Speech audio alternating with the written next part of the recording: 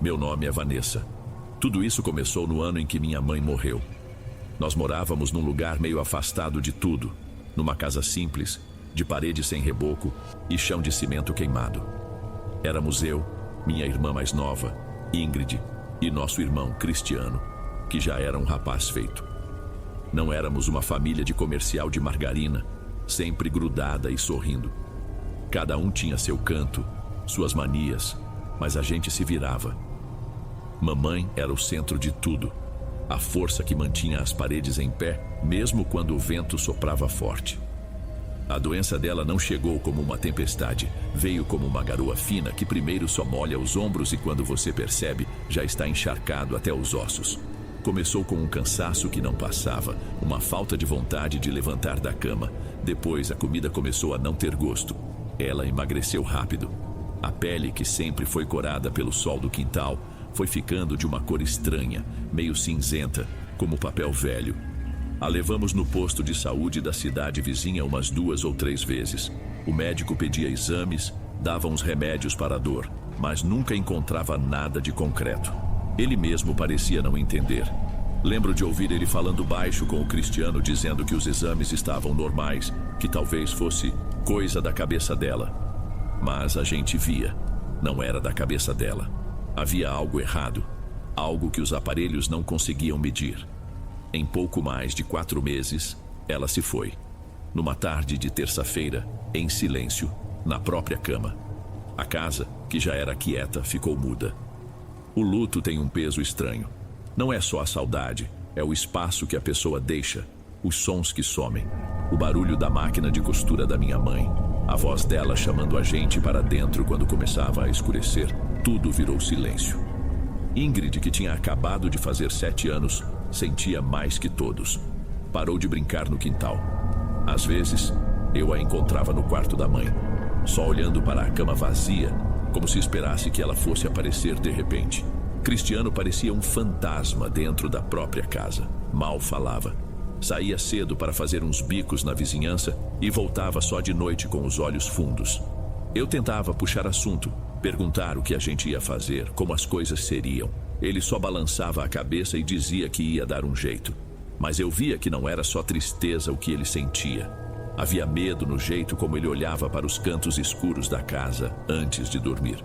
Cerca de 1 mês depois do enterro, ele me chamou na cozinha. Ingrid já dormia.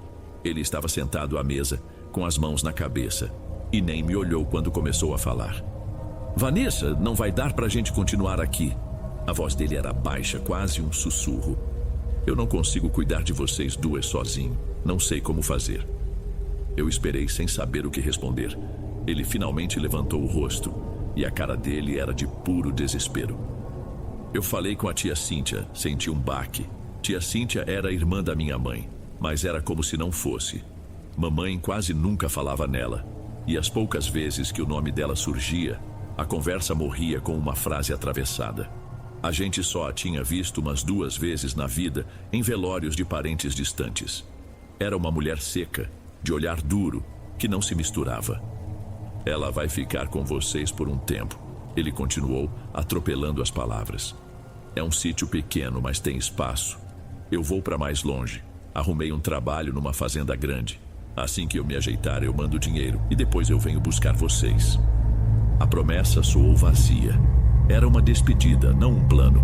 No dia seguinte, ele nos colocou num ônibus que cheirava a poeira e ferrugem. Ingrid chorou o caminho todo, um choro baixinho, cansado. Eu só olhava pela janela o lugar que eu conhecia como minha vida inteira ficar para trás, com um nó na garganta que mal me deixava respirar. O sítio da tia Cíntia ficava no fim de uma estradinha de terra vermelha esburacada pela chuva. A casa era pequena, com as paredes manchadas de umidade e um cheiro de mofo que entrava pelo nariz. Ela nos esperava na porta de braços cruzados. Era exatamente como eu me lembrava, magra, com o rosto cheio de vincos e olhos pequenos que pareciam analisar o nosso peso e o nosso valor. Não houve abraço nenhum. Sejam bem-vindas. Entrem e limpem os pés nesse capacho. Foi a primeira coisa que ela disse, com uma voz que arranhava. Cristiano descarregou nossa única mochila, evitou o olhar da irmã e se virou para nós. Ele nos deu um abraço rápido, desajeitado. Senti os ombros dele tensos. Se cuidem, ele falou baixo, só para a gente ouvir. Eu volto logo. Ele não voltou. A vida na casa da Cíntia dependia do sol e do humor dela. A gente acordava antes de o dia clarear. Eu tinha que buscar água no poço, limpar o galinheiro e ajudar com os queijos que ela fazia para vender na beira da estrada. O trabalho era pesado e minhas mãos, que só conheciam caderno e lápis, logo ficaram grossas e cheias de calos. Ingrid, por ser pequena demais para o trabalho pesado, ficava mais dentro de casa, mas nunca ficava à toa. Cíntia sempre encontrava algo para ela fazer: catar feijão, varrer o chão de terra batida da varanda, limpar os utensílios do queijo. A comida era pouca e sempre a mesma coisa. Se a gente reclamasse de fome, ela dizia que éramos um fardo, 2 bocas a mais que seu irmão irresponsável tinha jogado nas costas dela. As noites eram a pior parte. O quarto que ela nos deu era um cômodo nos fundos, úmido e com uma única janela pequena que dava para o mato. Foi numa dessas noites que eu comecei a notar os hábitos dela. Depois que a gente se deitava, eu ouvia a porta da cozinha ranger. Espiando por uma fresta da nossa porta, eu a via sair para o quintal escuro, levando uma lamparina e uma sacola. Ela não ia ver os animais. Caminhava em direção a uma figueira antiga que ficava no limite do terreno e sumia na escuridão por quase 1 hora. Quando voltava, trazia um cheiro estranho, de ervas queimadas e terra revirada. Numa tarde, enquanto limpava a sala, encontrei uma coisa que não parecia pertencer àquele lugar. Em cima de uma cômoda empoeirada estava uma caixinha de música de madeira escura, com um entalhe delicado de um pássaro na tampa. Eu reconheci na hora. Era da minha mãe. Lembro dela guardada no fundo do armário, um objeto que ela raramente tocava. Sem pensar, eu a abri. Uma melodia lenta e repetitiva começou a tocar. Era uma canção de ninar triste. Cíntia entrou na sala no mesmo instante com o rosto fechado. "Não mexa onde não foi chamada", ela disse, tomando a caixa da minha mão com uma força que me assustou. "Isso não é para bico de criança." Ela guardou a caixa e me olhou de um jeito que eu soube que ia ter problema se eu desobedecesse de novo. Naquela noite, pela primeira vez, eu ouvi a melodia da caixinha vindo do quarto dela, baixa e constante, atravessando a parede e se misturando com os ruídos do mato. A gente começou a ouvir a música da caixinha quase toda a noite. Nem sempre alta, às vezes era só um sussurro de notas que vazava pela parede. Mas estava lá. E foi então que Ingrid começou a mudar. Primeiro, foi o sono. Ela, que sempre dormia a noite inteira, começou a se mexer, a resmungar palavras emboladas. Acordava cansada, com olheiras fundas que não combinavam com seu rosto de criança. "O que você tem, Ingrid?" eu perguntava de manhã enquanto trançava o cabelo dela. "Não sei", ela respondia com a voz baixinha. "Tive um sonho ruim." Ela nunca conseguia me contar o sonho. Dizia que quando acordava só sobrava a sensação, um sentimento ruim que ela não sabia explicar. Com o passar das semanas piorou. O cansaço virou um desânimo total. Ela mal tocava na comida e passava o dia sentada num canto da varanda, abraçada aos joelhos. A pele dela, que antes era quente de criança, vivia fria ao toque. Comecei a notar que a palidez dela era mais intensa nas manhãs seguintes às noites em que a música da tia tocava por mais tempo. Eu tentei falar com Cíntia, criei coragem num fim de tarde quando ela contava as moedas da venda dos queijos. "Tia, a Ingrid não está bem, ela está cada dia mais fraca." Cíntia nem tirou os olhos do dinheiro. "É frescura", ela respondeu seca. "Criança de cidade que não está acostumada com o trabalho, logo o corpo acostuma."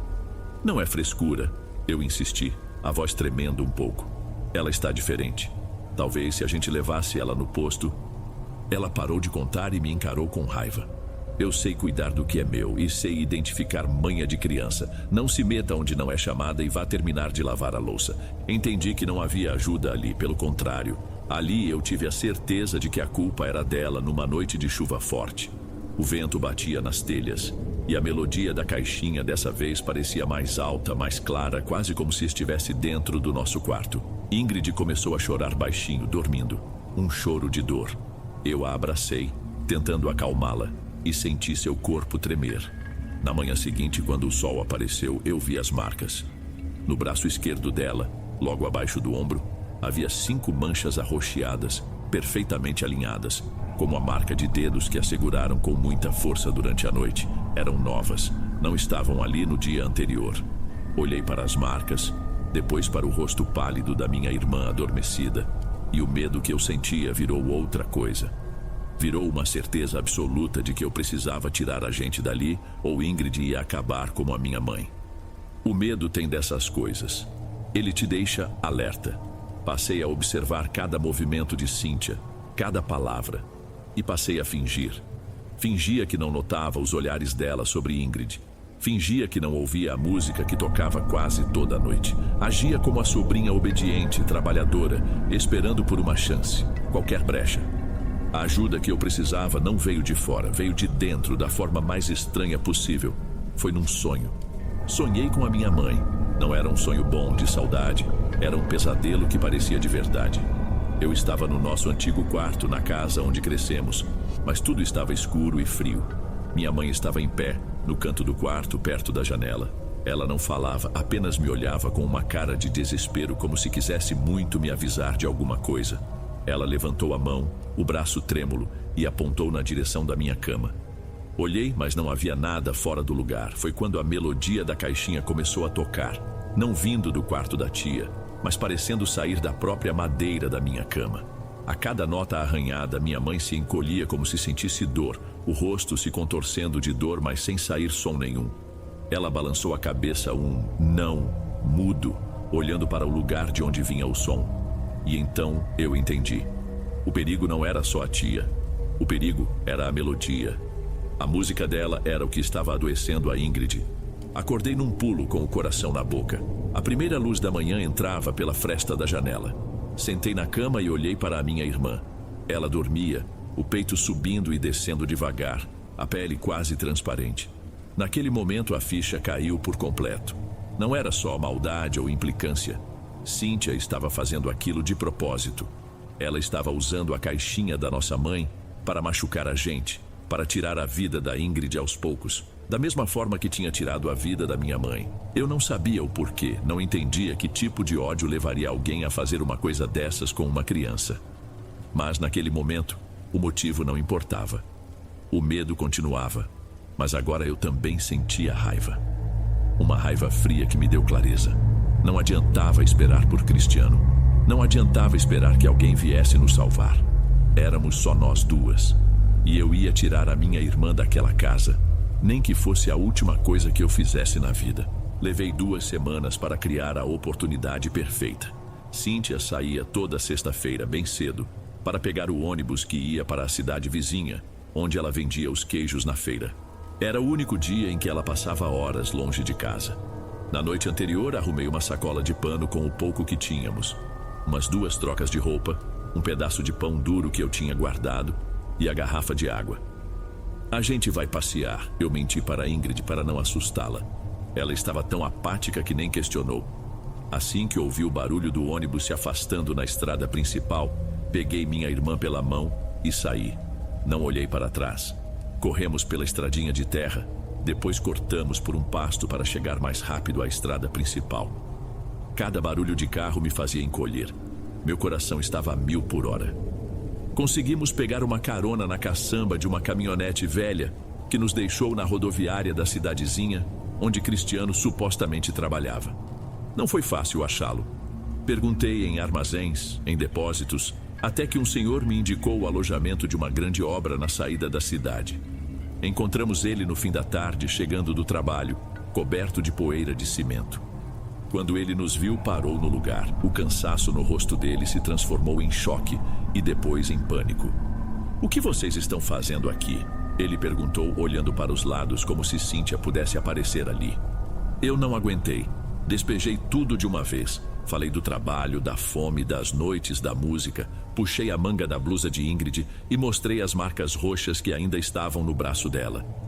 "É isso que ela está fazendo com a gente", eu disse com a voz embargada de raiva e choro.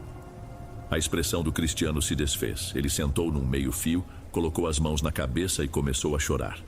Um choro baixo, de vergonha. "Me perdoa, Vanessa", ele soluçou. Eu sabia que ela não era boa gente. O pessoal lá do nosso antigo bairro sempre teve um pé atrás com ela. Diziam que ela mexia com coisa errada. Mas eu estava desesperado, não sabia o que fazer. Achei que ela não teria coragem. Ele nos levou para o quarto minúsculo que dividia com outros 2 peões.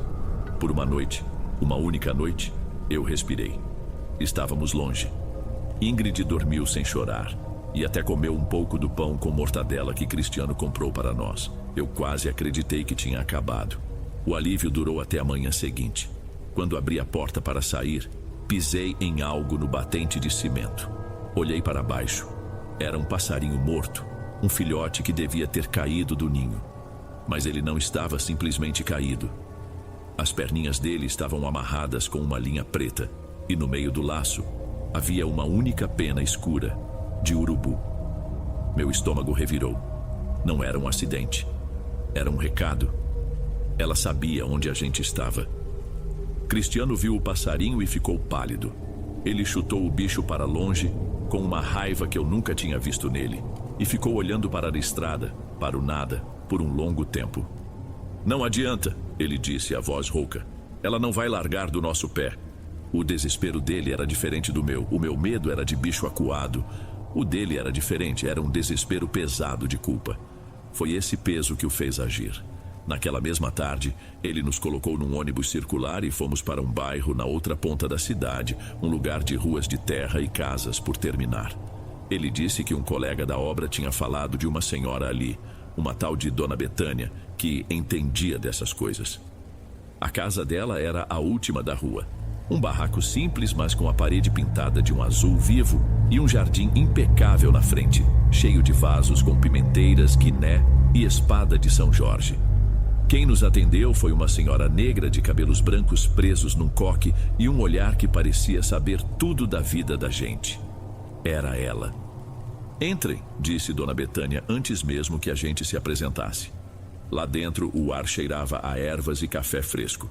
Ela nos mandou sentar e ficou um tempo em silêncio, apenas observando a Ingrid, que se encolhia ao meu lado. Então, ela se levantou, pegou um copo com água e um ovo branco e começou a rezar baixinho, passando o ovo pelo corpo da minha irmã. Depois de alguns minutos, ela quebrou o ovo dentro do copo. A gema estava escura, quase preta, e a clara, turva, cheia de fios e pequenas bolhas que subiam para a superfície. Inveja antiga, ela disse com a voz firme, mostrando o copo para Cristiano. Um trabalho feito por vingança, mirado na menina, mas que vem de antes, vem da sua mãe. Aquele recado com o pássaro não foi à toa. Quem faz esse tipo de feitiço deixa um rastro na alma de vocês. Ela não precisa de endereço, só do ódio para encontrar o caminho.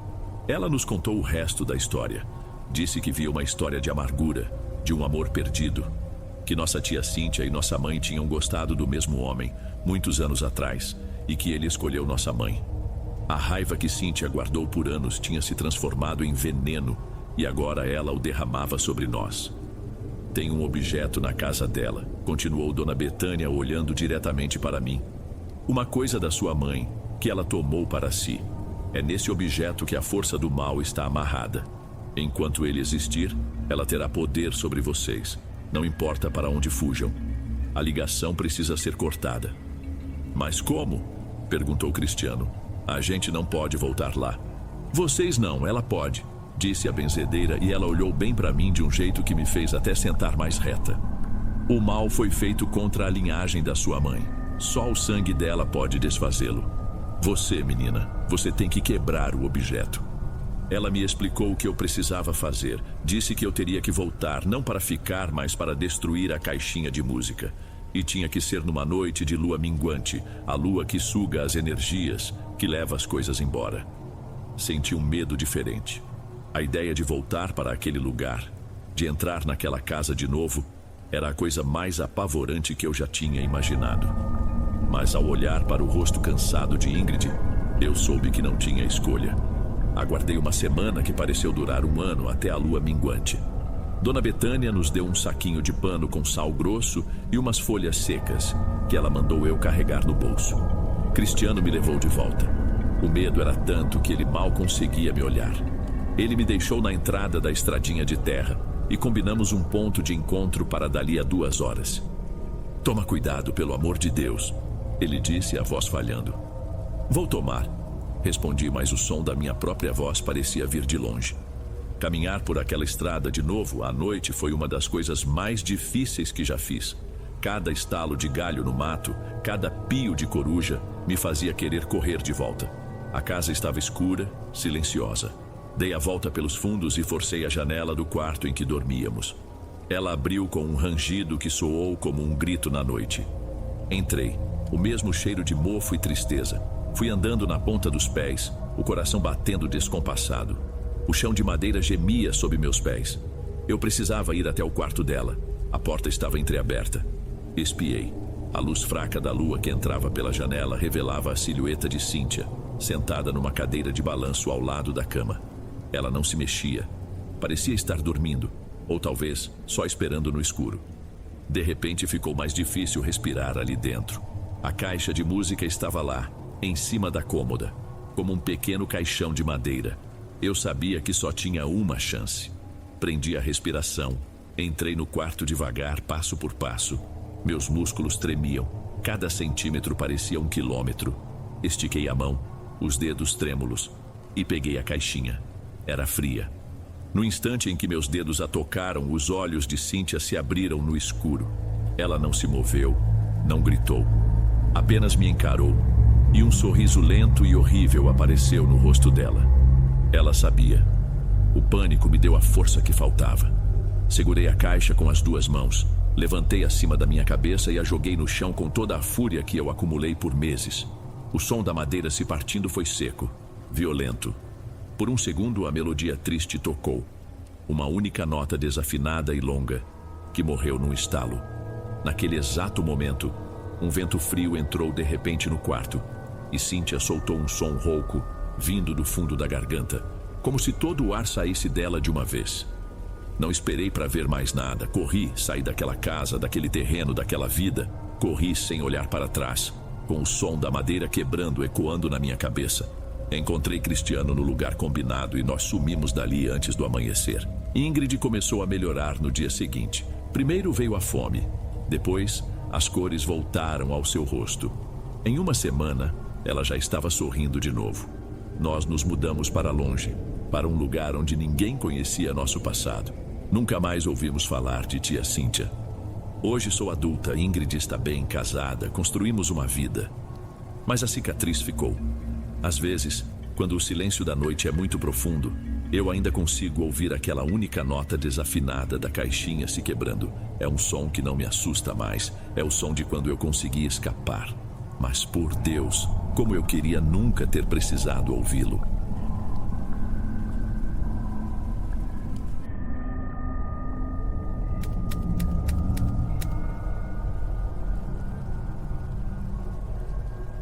É estranho pensar em como uma decisão idiota, uma daquelas que você toma sem nem pesar direito, pode simplesmente descarrilar sua vida. Para mim, a decisão foi me oferecer para comprar mais bebida numa festa. Se eu pudesse voltar no tempo, juro por tudo que é mais sagrado que eu ficava com sede. Boa noite, Dom. Isso que vou contar aconteceu no fim de 2018. Meu nome é Amaury. Naquela noite, a gente estava num churrasco na casa do Flávio, um amigo nosso. Era aquele esquema clássico. Um quintal nos fundos com piso de cimento queimado, umas cadeiras de plástico espalhadas de qualquer jeito, uma caixa de som emprestada tocando de tudo e aquela fumaça de carne que impregna na roupa e no cabelo. Estava tudo certo, sabe? A noite corria bem, umas 20 pessoas rindo alto, aquela bagunça boa de início de madrugada. O problema é que a gente calculou mal a bebida. Lá pela uma e pouco da manhã, o último engradado de cerveja já era, e a garrafa de destilado já estava mais seca que o deserto. A música continuava, o pessoal ainda conversava, mas dava para sentir aquele desânimo começando a se instalar. Foi aí que a minha boca grande resolveu se manifestar. Eu me levantei, estufei o peito como se fosse o salvador da pátria e falei que resolvia a parada. Assim que eu falei, o Pedro se levantou também. Pedro é o namorado da minha irmã, Paula. Um cara que, sei lá, nunca me desceu direito. Não que ele fosse um sujeito ruim, nada disso. Era só liso demais. Tinha sempre um sorriso no rosto que não chegava nos olhos. Um jeito de concordar com tudo que parecia mais estratégia do que opinião. Minha irmã era louca por ele. E talvez o problema fosse só meu, um ciúme bobo de irmão mais velho. Mas a sensação era de que tinha algo estranho ali. Eu vou com você, Amaury. A voz dele soou perto do meu ombro. Não precisa, cara, é rapidinho. Eu respondi, já pegando a chave do meu carro no bolso. Melhor não ir dirigindo, a gente bebeu. Ele falou apontando com o queixo na direção da rua. Vamos a pé, tem um depósito 24 horas aqui perto. Aproveito e fumo um cigarro. Ele tinha um ponto. Eu não estava nem um pouco em condições de dirigir. A ideia de ir a pé não me agradou, mas ele já estava caminhando para o portão. Fui atrás, meio a contragosto. No fundo, uma parte de mim viu ali uma oportunidade. Era a chance de ter a tal conversa que eu vinha adiando há semanas. Assim que a gente dobrou a esquina, o som da festa ficou mais abafado e o silêncio da noite caiu sobre nós. Acendi um cigarro também, mais pelo gesto do que pela vontade. Então, Pedro, comecei tentando achar as palavras certas. Como é que estão as coisas com a Paula? Ele deu uma tragada longa antes de responder, soltando a fumaça devagar. Estão ótimas, por quê? Aconteceu alguma coisa? Não, nada, é que, sei lá, ela parece meio pra baixo ultimamente. Era mentira, ela parecia ótima. O problema não era com ela, era com ele. Mas eu não sabia como abordar o assunto sem parecer um idiota protetor. Pedro cortou meu raciocínio no meio. Vem por aqui, é mais rápido. Ele apontou com a cabeça para uma travessa que eu não costumava usar. Era um atalho de fato, mas um que todo mundo do bairro evitava depois de uma certa hora. Uma daquelas ruas que parecem um erro no mapa da cidade, um corredor de serviço que parecia um erro no mapa, esquecido ali. No momento em que dobramos a esquina, a sensação mudou completamente. Foi como entrar em outra frequência. A iluminação pública aqui era diferente, doente, uma luz amarelada e fraca que deixava longos trechos de escuridão entre um poste e outro.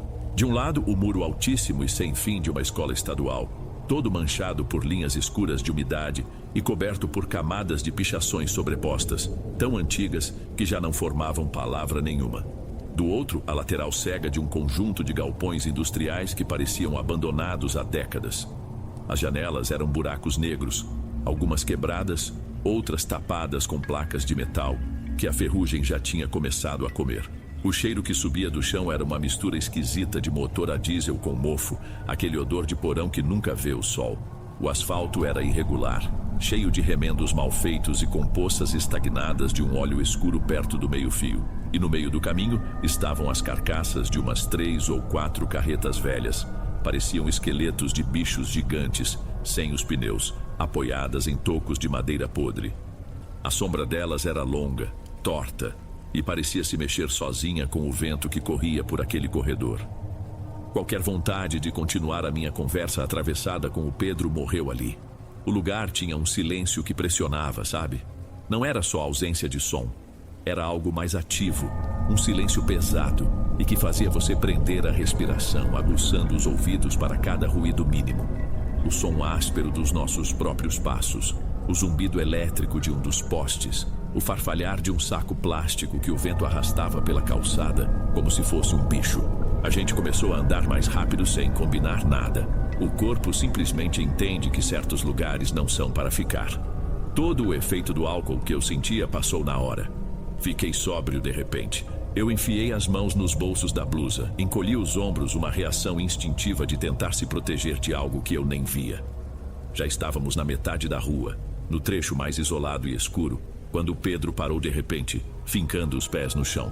Eu parei um passo depois dele, quase trombando em suas costas. Que foi, cara? Viu alguma coisa? Perguntei baixo, olhando por cima do ombro dele para a escuridão à nossa frente. Minha primeira ideia foi que ele tinha visto alguém escondido entre as carretas. Ele não respondeu de imediato. Ficou ali, parado, olhando fixo para um ponto no chão a alguns metros de nós, perto de uma boca de lobo com a grade de ferro. O maxilar dele estava travado. Pedro! Insisti tocando no braço dele. O músculo estava duro como uma pedra. Eu não gosto daqui, Amaury. A voz dele saiu num sussurro rouco, quase inaudível. Ele finalmente olhou para mim e a expressão no rosto dele me deu uma sensação ruim. Aquele ar de quem se acha esperto tinha sumido por completo. O que ficou no lugar era um medo puro, infantil. Ninguém gosta, né? O lugar é um lixo, vamos logo sair daqui. Eu disse, tentando puxá-lo pelo braço. mas ele não se moveu. Não, cara, você não entendeu. Ele balançou a cabeça, os olhos arregalados. Já aconteceu uma coisa comigo aqui, nessa mesma rua. Ele olhou de novo para a boca de lobo como se estivesse com medo de que algo pudesse sair de lá. A minha impaciência deu lugar a uma curiosidade receosa. Eu nunca tinha visto o Pedro daquele jeito. Que coisa? Perguntei. Ele engoliu em seco, a voz ainda mais baixa. Faz uns meses eu estava voltando para casa. Mais tarde que isso, tive a ideia genial de cortar caminho por aqui também. Estava tudo quieto, igual agora. E aí, bem quando eu passei por ali, ele apontou com o queixo para a grade de ferro no chão. Eu ouvi alguém me chamar. Te chamar como? Pelo meu nome. Veio lá de baixo, uma voz de mulher. Pedro. Claríssimo. Não foi minha imaginação. Eu olhei em volta. Não tinha uma alma viva na rua. E a voz chamou de novo. Eu saí correndo que nem um desgovernado e jurei nunca mais passar aqui à noite. Ele terminou o relato e ficou me encarando, esperando uma reação. E eu não sabia o que dizer. Uma parte de mim queria rir, falar que era paranoia dele. Mas o jeito que ele contava, o pavor estampado nos olhos dele, aquilo me calou. O silêncio da rua pareceu ficar ainda mais denso depois da história dele. Eu estava prestes a falar qualquer besteira, tipo, vamos dar a volta, só para quebrar aquele clima, quando um som cortou o ar. Um grito. Não foi um grito de dor nem de pânico, foi um chamado alto e claro. Ei! Nós dois demos um pulo, o coração foi para a boca. Eu segurei um palavrão na garganta. Instintivamente a gente virou na direção do som. Vinha do prédio da escola. No segundo andar, em uma das janelas, havia uma luz acesa. Era a única em toda a fachada escura do prédio. E na moldura iluminada da janela estava a silhueta de uma moça. Ela acenou para nós. O que é isso? A voz do Pedro era um fio. Não sei. Respondi, forçando a vista para tentar enxergar melhor. A moça se inclinou um pouco para fora. Mesmo à distância dava para ver que era jovem, talvez da nossa idade. Tinha cabelos longos e escuros. Ei, vocês podem me ajudar? A voz dela chegou até nós, um pouco abafada pela distância, mas clara. Eu fiquei trancada aqui. Olhei para o Pedro. A expressão de pavor dele tinha sido substituída por uma de confusão total. Eu também não estava entendendo nada. Uma aluna? Uma funcionária? Trancada na escola às 2 da manhã de um sábado? A história era muito esquisita. A gente liga para alguém? Para a polícia? Gritei de volta, colocando as mãos em concha ao redor da boca. Não precisa. Ela respondeu rápido demais, quase com desespero. A chave da portaria fica na sala do diretor, no primeiro andar. É só vocês entrarem e abrirem para mim. Por favor. A gente ficou ali, parado no meio daquela rua fedendo a óleo, olhando para cima. A situação toda era absurda. Mas aí ela se inclinou mais um pouco na luz, e eu pude ver o rosto dela melhor. E cara, ela era linda. De um jeito que te deixa meio burro, sabe? Um rosto marcante, olhos escuros, intensos. O Pedro do meu lado pareceu esquecer completamente a voz do bueiro. E aí, a gente vai fazer o quê? Ele perguntou, a voz ainda incerta, mas olhando para mim como se esperasse que eu tomasse a decisão. Aquele pavor de antes ainda estava nos olhos dele, mas agora lutava contra a curiosidade. Era a minha deixa para ser o sensato, para dizer de jeito nenhum, isso é loucura. A história que ele mesmo tinha acabado de contar deveria ser motivo suficiente. Mas aquela minha disputa idiota com ele, aquela vontade de não parecer o medroso, falou mais alto. E para ser honesto, a imagem da moça na janela ajudou a gente a esquecer o bom senso. Vamos, a gente acha um jeito de pular esse muro. Respondi já analisando a grade de ferro que cercava o pátio da escola. A grade da escola não era das mais altas, mas o topo tinha aquelas lanças de metal viradas para fora, para dificultar mesmo a vida de quem tentasse pular.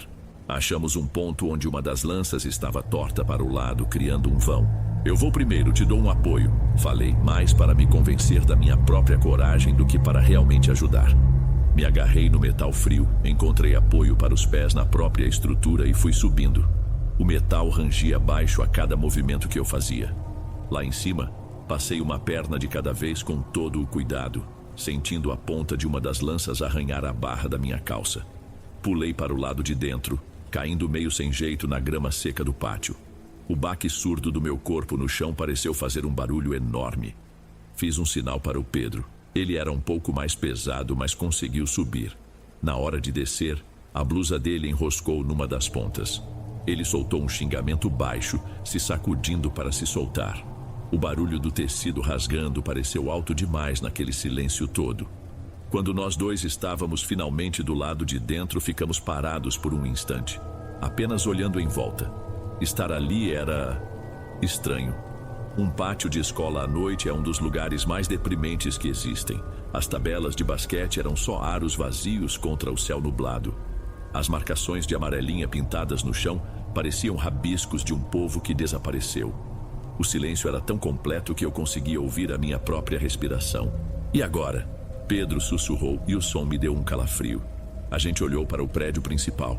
A janela continuava lá, um retângulo de luz amarela na imensidão de concreto escuro. Mas a moça não estava mais visível. E se a gente entrar e não tiver ninguém lá dentro? Ele falou, e a pergunta ficou pairando no ar. A mesma pergunta que estava na minha cabeça. Ignorei a dúvida dele e a minha. É aquele bloco ali, vamos. Começamos a atravessar o pátio andando na ponta dos pés como dois idiotas, como se isso fosse fazer alguma diferença. A porta principal do prédio, de vidro e ferro, estava trancada com uma corrente grossa. Mas uma porta lateral de madeira estava só encostada. O caminho estava fácil até demais. Cada passo nosso nas escadarias de dentro do prédio fazia um eco que subia pelos vãos, como se o prédio inteiro soubesse que a gente estava ali. Chegamos ao corredor do segundo andar. Era um corredor longo com aquele piso de cerâmica vermelha polida e um cheiro fraco de desinfetante misturado com pó de giz. De um lado, janelas altas de vidro que davam para o pátio escuro. Do outro, uma fileira de portas de madeira, todas fechadas. No fim do corredor, uma única porta estava entreaberta e era de lá que saía uma fresta de luz amarelada. A gente andou devagar, o som dos nossos tênis no piso parecendo um crime. Cada passo era calculado. E uma pergunta ficava martelando na minha cabeça cada vez mais alto. Se a moça estava trancada na sala, como é que a porta já estava aberta? Não fazia o menor sentido. Eu olhei de lado para o Pedro e vi que ele estava pensando a mesma coisa. Aquele fiapo de animação que ele tinha na rua tinha se transformado numa máscara de pura tensão. Paramos na frente da porta. Respirei fundo e empurrei de leve com a ponta dos dedos. Ela se abriu sem um ruído, macia, como se estivesse lubrificada, e revelou a sala inteira. Estava vazia, completamente. Nenhuma mochila no chão, nenhuma blusa esquecida numa cadeira, só as carteiras de madeira e ferro, alinhadas em fileiras perfeitas, como soldadinhos de chumbo esperando uma ordem. A luz vinha de uma única lâmpada fluorescente no teto, uma daquelas antigas que piscam de vez em quando e emitem um zumbido baixo e constante que entrava na cabeça. Ué? Pedro foi o primeiro a quebrar o silêncio e a voz dele soou oca, engolida pelo vazio da sala. Entramos com cuidado, um passo de cada vez. A primeira coisa que eu fiz foi ir até a janela, a mesma onde tínhamos visto a moça. Me inclinei e olhei para baixo. A rua escura, as carcaças das carretas, a boca de lobo, estava tudo lá exatamente como a gente tinha deixado. Impossível ela ter descido por ali tão rápido, sem a gente ver ou ouvir. Foi quando eu notei o ar da sala. Estava quente, mas não era um calor normal de ambiente fechado. Era um calor humano, um bafo denso, como se umas 30 pessoas tivessem acabado de sair dali há exatos 5 segundos. Senti os pelos dos meus braços e da nuca arrepiarem, não de frio, mas por causa daquela sensação de que tinha acabado de sair um monte de gente dali. Cara, isso aqui tá muito errado, vamos embora daqui, agora. Falei com a voz firme, já me virando para a porta e decidido a acabar com aquela palhaçada. Foi nesse exato momento que o Pedro me chamou, a voz dele estranha, contida. Mauri, vem ver um negócio aqui. Ele estava parado na frente de uma das paredes que estava toda coberta por cartolinas coloridas, presas com fita adesiva. Era um daqueles murais de trabalho escolar, o tipo que se faz para uma gincana cultural ou algo assim. Tinha de tudo: colagens sobre o ciclo da água, desenhos de células, redações com letras caprichadas pregadas com percevejos. Mas o Pedro não olhava para o mural como um todo. Ele olhava para uma cartolina específica, uma folha de papel canson azul claro, bem no meio de todas as outras. Me aproximei. Era um desenho. Uma espécie de história em quadrinhos, feita com lápis de cor e canetinha preta. O traço era claramente de adolescente, meio desengonçado, com cores fortes e sem muita técnica. A historinha mostrava uma cena noturna, uma moça de cabelos longos na janela de uma escola, acenando para dois rapazes que estavam parados na rua. A rua, no desenho, tinha umas árvores secas e umas formas retangulares que pareciam caminhões estacionados. A semelhança era absurda. Até aí tudo bem, podia ser uma coincidência bizarra, uma brincadeira de muito mau gosto, mas tinha um detalhe no desenho, um detalhe que não batia com o resto. Os rostos dos dois rapazes na rua. Enquanto todo o resto do desenho era simples, quase infantil, os dois rostos eram incrivelmente detalhados, cheios de sombras, com traços finos e expressões realistas de surpresa e curiosidade. Parecia que um adulto, um artista profissional, tinha vindo ali e desenhado só aquela parte por cima do trabalho do aluno. Era uma coisa que não batia, que não encaixava e dava um nó na garganta. E não, eles não se pareciam com a gente. Não foi o reconhecimento que me atingiu. Foi outra coisa. O que fez meu estômago gelar, o que fez o ar faltar nos meus pulmões, foi o que o artista tinha desenhado na testa de cada um dos rapazes. Um círculo preto, pequeno, nítido e perfeito. E de cada círculo escorria uma linha fina e escura, desenhada com uma precisão cirúrgica, descendo entre os olhos. Não era um tiro, era uma marca, uma assinatura. Naquele instante, a verdade me atingiu como um soco. Nós não estávamos ali para um resgate. Nós tínhamos respondido a um chamado e tínhamos sido escolhidos. Eu não precisei dizer nada, o Pedro também não. A gente se olhou por um milésimo de segundo e nesse olhar estava toda a comunicação que a gente precisava. O terror era o mesmo. A gente virou e correu. A gente não correu de forma organizada. Foi cada um por si, no pânico. Descemos as escadas de 2 em 2 degraus, o barulho dos nossos passos ecoando pelo prédio como tiros. A porta lateral ainda estava encostada. Passamos por ela e disparamos pelo pátio escuro sem olhar para trás, o ar frio queimando nossos pulmões. A única coisa na minha mente era a imagem daquele desenho, daquele círculo preto. Chegamos na grade. Na ida, pular tinha sido para mostrar coragem. Na volta, era uma questão de sobrevivência. E o desespero atrapalha. Tentamos escalar pelo mesmo lugar, mas nossas mãos suavavam, escorregavam no metal. Eu consegui subir primeiro, me arranhei todo nas pontas de lança. Senti a pele do meu antebraço rasgar, mas nem liguei. Pulei para o outro lado, caindo de mau jeito no asfalto da rua. "Vambora, Pedro, rápido!" Gritei, a voz rasgando a garganta. Ele estava tendo mais dificuldade, as pernas tremendo. Ele tentava, escorregava, tentava de novo. Por um segundo terrível, achei que ele não ia conseguir. Finalmente, ele conseguiu jogar uma perna por cima e se arrastar para o outro lado, caindo no chão ao meu lado, ofegante. Ficamos ali, os dois na calçada, suando, sujos, machucados, tentando recuperar o fôlego. O silêncio da rua voltou, mas agora não era opressor. Era apenas vazio. Por um momento pareceu que tinha acabado, que tínhamos escapado. E foi aí que a gente cometeu o último erro. A gente olhou para trás. Lá em cima, na janela do segundo andar, a luz ainda estava acesa. E a moça estava lá, parada, nos observando. Ela não gritou, não fez nenhum gesto de ameaça. Ela apenas levantou a mão devagar, abriu um sorriso que não chegava nem perto dos olhos e nos deu um pequeno adeus, balançando os dedos suavemente. Um adeus que não significava até logo, significava está feito. A gente não foi comprar bebida naquela noite. Voltamos para a festa em silêncio, entramos mudos e ninguém entendeu nada. Eu nunca mais toquei no assunto com o Pedro e ele nunca mais tocou no assunto comigo. Aquele evento criou um muro invisível entre a gente que existe até hoje. Mas o pior não é a lembrança. O pior é que desde aquela noite de 2018, às vezes, quando me olho no espelho rápido demais, ou quando a luz do banheiro não está muito boa, eu acho que vejo uma coisa. Uma sombra, bem no meio da minha testa. Uma pequena mancha circular, quase imperceptível. Uma marca que some assim que eu tento focar. Era para ser só uma noite de festa. Eu só queria bancar o corajoso para o namorado da minha irmã. E agora, eu não sei o que nós libertamos, ou o que nos marcou. Só sei que ela nos escolheu. E ainda estou esperando para saber para quê.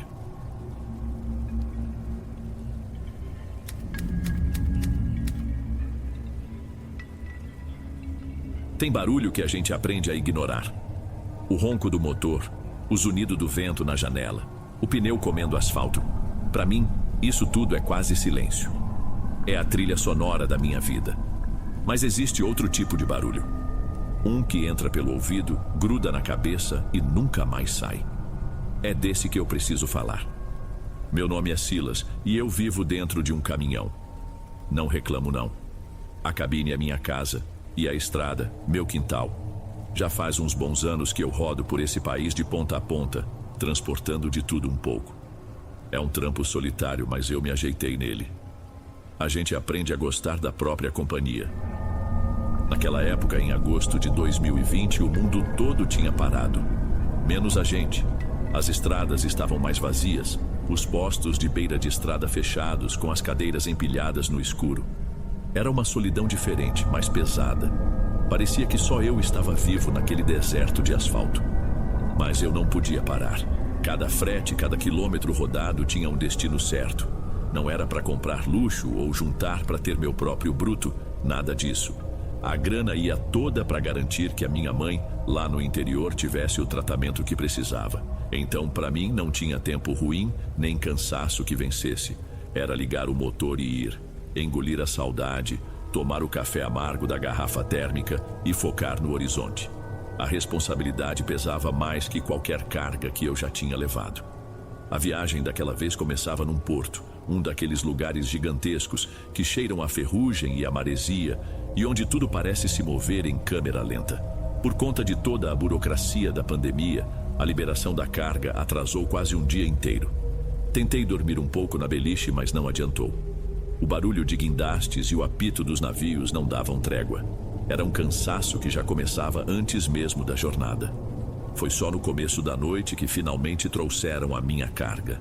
Um guindaste, parecendo um bicho de metal gigante, posicionou sobre o meu chassi um container enorme, de um vermelho já meio desbotado pelo sol. Eu mesmo ajudei a prender tudo, conferindo as travas e os engates, como sempre faço. Queria pegar a estrada o quanto antes. Foi na hora de passar a última trava que a luz da minha lanterna pegou um detalhe que me fez parar por um instante. Bem na lateral do container, perto do chão, tinha uma marcação que não parecia pertencer a nenhuma empresa de logística. Não era um logo nem número de série. Era um desenho estranho, meio arranhado, como se alguém tivesse riscado com uma pedra ou um prego. Duas formas que se cruzavam de um jeito que não fazia sentido. Dei de ombros. Container roda o mundo. Deve ver de tudo. Não era da minha conta. Fechei a última trava, senti o tranco firme e subi para a cabine, pronto para subir na noite. As primeiras horas de estrada são sempre as melhores. O motor já esquentou, o corpo se ajeita no banco e a mente entra numa espécie de piloto automático. Eu tinha colocado uma rádio qualquer para tocar umas modas sertanejas antigas, daquelas que meu pai ouvia. A escuridão lá fora era total, cortada só pelo facho dos meus faróis e, muito de vez em quando, por um outro caminhão no sentido contrário. Dois fachos de luz se cruzando no meio do nada.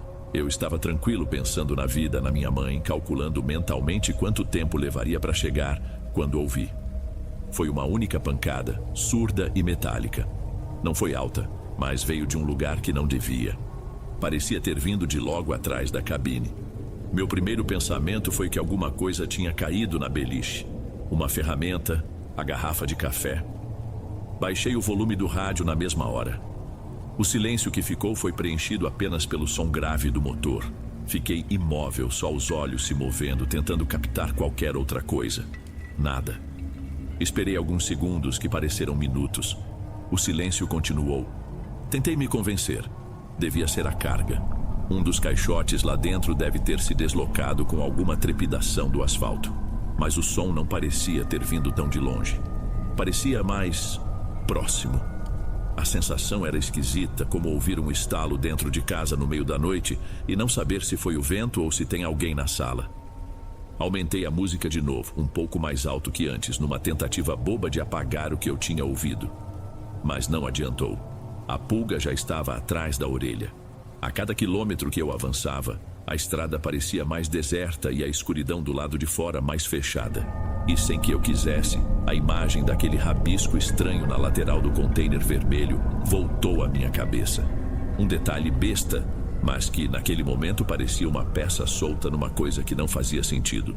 Por uns bons 20 minutos, a única coisa que me acompanhou foi a minha própria paranoia. Eu me xingava mentalmente, dizia que era o cansaço, a solidão da estrada. Mas uma parte de mim continuava em alerta, esperando. E a espera acabou. Dessa vez não foi uma pancada isolada.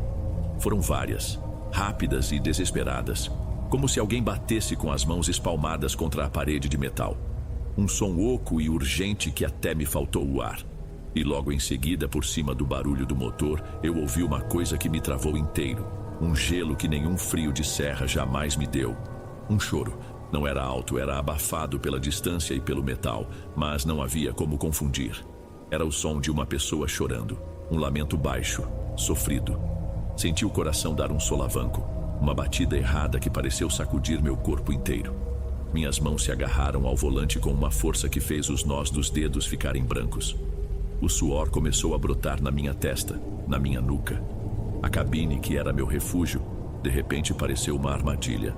A primeira ideia que explodiu na minha cabeça foi a mais terrível de todas. Tinha gente ali dentro. Pessoas. Tráfico humano. Um sequestro. E eu, sem saber, era o motorista. Minha cabeça deu um nó. O que eu fazia? A primeira coisa lógica seria parar no próximo posto da Polícia Rodoviária Federal, contar tudo e pedir ajuda. Era o certo a se fazer. Mas o medo... E não era só o medo do que estava no container. Era um medo mais mundano, mais real. Eu já estava com um dia de atraso. Parar e envolver a polícia significaria mais atraso, uma burocracia infernal. E se eles abrissem tudo e não tivesse ninguém? Se fosse só a minha cabeça cansada me pregando uma peça, eu sairia como louco, um irresponsável. Numa época em que todo mundo estava sendo demitido, um passo em falso e eu estaria na rua. E o tratamento da minha mãe? A imagem dela, esperando pela minha ajuda, me paralisou mais do que o choro vindo das minhas costas. Eu estava nesse debate, nessa tortura silenciosa, quando a coisa ficou feia de vez. O choro solitário se multiplicou. Agora eu podia ouvir outras vozes, lamentos embolados, um desespero coletivo e arranhões. O som inconfundível de unhas raspando com força na parede interna do container. Não era mais uma suspeita. Era um monte de gente sofrendo ali a poucos metros de mim. Ignorar aquilo não era mais uma opção. Eu precisava fazer alguma coisa. Ouvir aquele sofrimento todo acabou comigo. A paralisia, o medo do que meu chefe ia pensar, tudo isso sumiu. Meu único instinto era fazer aquilo parar. Puxei o ar com força e pisei no acelerador. Não para fugir, mas para encontrar um lugar onde eu pudesse parar, onde eu pudesse encarar o que quer que estivesse me assombrando. Alguns quilômetros à frente avistei o que procurava. Um daqueles recuos de emergência, uma simples fatia de asfalto velho ao lado da pista, engolida pelo mato alto e pela escuridão. Não havia um poste de luz, um sinal de vida. Se existisse fantasma, era ali que ele ia morar. Joguei o caminhão para dentro do recuo, o barulho dos pneus no cascalho solto soando como um alarme. E então, eu girei a chave. Quando eu desliguei o motor, o mundo ficou mudo. O silêncio que caiu em seguida foi imediato e absoluto. E com ele, os sons que vinham do container também pararam. Tudo parou. Fiquei ali, sentado no escuro, ouvindo apenas a minha própria respiração que saía curta e trêmula. O silêncio era quase pior que os gritos. Parecia que o silêncio estava esperando, me olhando. Com as pernas meio bambas, abri a porta da cabine. O ar da noite estava parado e frio. Desci devagar, sem fazer barulho, e fiquei de pé ao lado do caminhão, olhando para aquela caixa de metal gigantesca e vermelha. Era só um container, mas naquela noite parecia um caixão. Foi quando eu ouvi de novo. Mas não eram mais choros nem batidas. Eram sussurros. Várias vozes falando ao mesmo tempo num tom baixo e rápido. Não dava para entender uma única palavra. Não parecia nenhum idioma que eu já tivesse ouvido. Soava como o zumbido de um enxame, mas feito de vozes humanas. Um som que arrepiava até a alma. Juntei o pouco de coragem que me restava e gritei na direção do container, a minha voz saindo mais fraca do que eu queria. Tem alguém aí? Vocês precisam de ajuda? Os sussurros pararam por um segundo. Um único segundo de silêncio total. E depois, recomeçaram, no mesmo ritmo, no mesmo tom, como se eu nem existisse.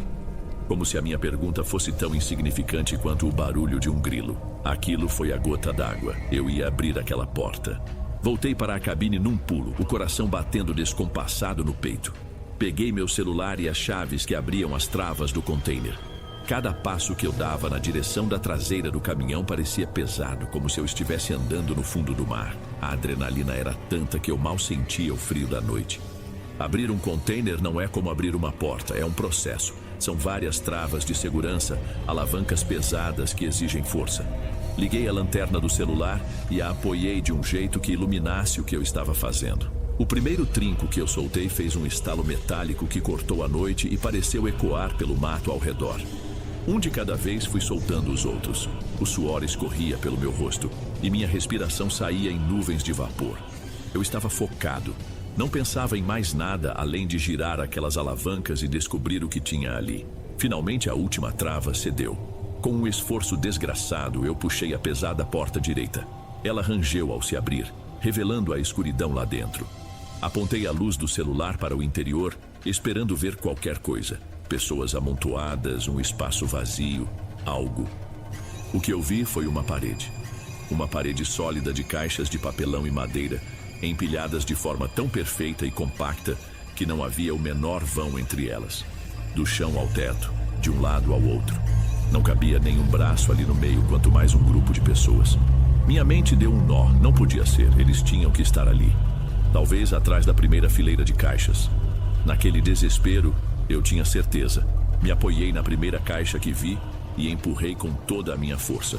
Ela nem se moveu. Parecia cimentada no lugar. Tentei outra e mais outra, forçando meu ombro contra a madeira. Nada. Procurei por alguma fresta, um vão, um espaço para enfiar os dedos, mas a carga era um bloco sólido. O desespero se transformou em impotência, e só então o medo de danificar a mercadoria e ter que pagar pelo prejuízo me bateu com força. Apontei a lanterna para cada fresta, cada canto visível, gritando para dentro daquele espaço abarrotado. Eu sei que vocês estão aí, eu vou tirar vocês daí, mas preciso que falem comigo. A resposta foi o silêncio mais absoluto que eu já ouvi na vida. Os sussurros tinham sumido. Não havia nada. Só o zumbido nos meus próprios ouvidos e o som distante da brisa balançando o mato na beira da estrada. Eu estava sozinho, completamente sozinho, com um container cheio de eletrônicos e uma história que ninguém no mundo acreditaria. Fechei a porta do container com um estrondo que soou como uma sentença. Nem me preocupei em travar tudo direito. Corri para a cabine, dei a partida e arranquei com o caminhão de um jeito que faria qualquer instrutor de autoescola arrancar os cabelos. Eu precisava que outra pessoa visse. Precisava que alguém confirmasse que eu não estava ficando maluco. Dirigi sem pensar na velocidade, no peso da carga, em nada. Meu único foco era a próxima placa que indicasse um posto da Polícia Rodoviária Federal. Quando finalmente avistei as luzes azuis e vermelhas piscando à distância, senti um alívio que quase me fez chorar. Estacionei o caminhão de qualquer jeito e saltei da cabine, correndo na direção do policial que estava de plantão. Devo estar parecendo um bicho do mato, todo suado e com os olhos esbugalhados. Despejei a história de uma vez, falando das batidas, dos choros, dos sussurros. O policial mais novo me olhava com desconfiança, mas um sargento mais velho, de cara cansada e bigode grisalho, se aproximou. Ele me olhou de cima a baixo, o olhar experiente e um pouco cético. "Escuta, filho, o cansaço prega peças na gente", disse ele com uma voz grave, mas sem a tranquilidade que eu esperava. "Mas você não parece o tipo que inventa história à toa. Não posso abrir essa carga aqui no meio do nada, é contra o procedimento e perigoso. Faz o seguinte, segue até o teu destino. Vou ligar para os meus colegas mais à frente ficarem de olho e, se der, eu mesmo encosto lá para acompanhar o descarrego. Agora vai, antes que aconteça um acidente aqui." Eu só consegui concordar com a cabeça, grato por ele não ter me mandado embora. Aquela última hora de viagem foi a mais longa da minha vida. Chegamos ao depósito já com o dia querendo clarear. O sargento, que se apresentou como Matos, explicou a situação para o encarregado do lugar. Sob os olhares atentos dos dois, a empilhadeira começou o trabalho. Caixa por caixa, a carga foi sendo retirada, revelando mais e mais o interior do container. E a cada caixa que saía, minha esperança e meu pânico diminuíam na mesma proporção. No fim, ele estava lá, completa e absolutamente vazio. O sargento Matos se aproximou e deu 2 batidinhas nas minhas costas. Filho, essa estrada prega umas peças na gente. O cansaço faz a gente ver e ouvir cada coisa. Vai para casa. Você precisa descansar a cabeça. Eu nem me lembro direito do caminho de volta para casa. Parece que meu corpo dirigiu sozinho, enquanto minha mente estava a 1000 quilômetros de distância, presa naquela estrada escura. Cheguei, larguei as chaves em cima da mesa e apaguei na cama. Dormi por quase um dia inteiro, um sono pesado, sem sonhos, como uma pedra jogada num poço. Nos dias que se seguiram, eu tentei com todas as minhas forças acreditar no sargento Matos. Repetia para mim mesmo que era o cansaço, o estresse, a pressão. A gente lê sobre como a cabeça da gente pode criar coisas e eu queria desesperadamente que fosse só isso. Voltei a trabalhar, a rodar, a focar no tratamento da minha mãe. Tentei empurrar aquela noite para um canto bem escuro da memória e trancar a porta. Mas não funcionou. A verdade é que a nossa mente pode até tentar nos enganar para nos proteger, mas o nosso corpo não mente. A memória do que eu senti, o jeito que meu coração errou a batida, o suor que não vinha do calor, a tensão nos meus músculos. Aquilo era real. E o som? O som era real. O choro abafado, os arranhões frenéticos, os sussurros que pareciam vir de um tempo esquecido. Cansaço nenhum no mundo ia inventar uma coisa dessas. Eu sei, dentro de mim, que o que eu vivi foi verdade, e essa certeza é o que me ferra. Outro dia, meses depois do ocorrido, eu estava em casa, deitado na cama no silêncio do meu quarto. Era madrugada, e o guarda-roupa velho de madeira no canto do quarto fez um estalo, como sempre faz quando o tempo esfria. Um som normal que eu ouço desde criança, mas naquele instante eu não ouvi a madeira trabalhando. Eu ouvi um som vindo de dentro de um espaço fechado e escuro. Meu corpo inteiro travou. A respiração travou na garganta e o mesmo pânico gelado daquela noite na estrada tomou conta de mim. Durou só um segundo. Logo depois, a ficha caiu e eu entendi que era só o guarda-roupa. Mas nesse segundo eu estive de volta àquele recuo escuro, olhando para o container vermelho. Entendi então que um pedaço daquela noite ficou comigo. Uma cicatriz que não se vê, mas que se ouve. Não sei o que eu carreguei naquela viagem. Talvez não fossem pessoas de carne e osso, mas a energia delas, o sofrimento, o eco de uma tragédia que ficou impregnado naquele metal. Só Deus sabe por onde aquele container passou antes de cruzar o meu caminho. Hoje não tenho mais medo do barulho da estrada. O meu medo é do silêncio e 2 pequenos sons que ele tenta esconder.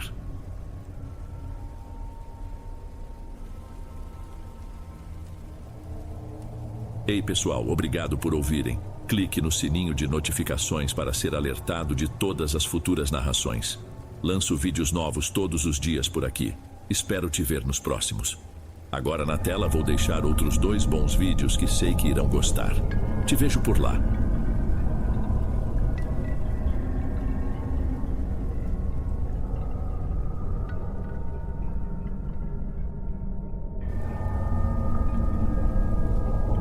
Antes de irmos para o último relato, se ainda estiver por aqui, comente o horário que está assistindo. Gosto de saber quem assiste os relatos até o final. Bem, vamos continuar.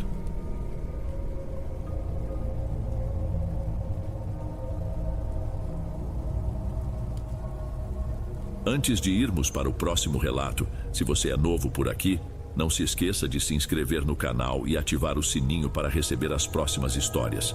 Sua presença é importante e seu apoio é essencial. Bem, vamos continuar.